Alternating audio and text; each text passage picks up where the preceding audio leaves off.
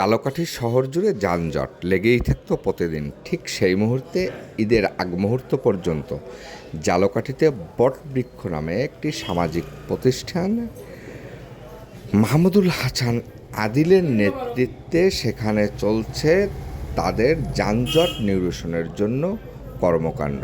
আর এই কর্মকাণ্ডের সাথে জড়িত ছিল তাদের প্রায় ২০ থেকে ২৫ জন কর্মী।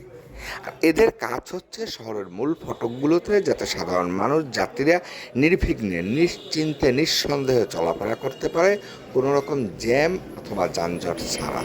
ঠিক এরই ধারাবাহিকতায় ট্রাফিক বিভাগের সাথে কথা বলে তারা ট্রাফিকের দায়িত্ব পালন করছে। থেমে নেই পথচারী সহ সাধারণ মানুষ, সকলকেই যতটা সম্ভব তাদের কাছ থেকে উপকার করে যাচ্ছে দিনরাত।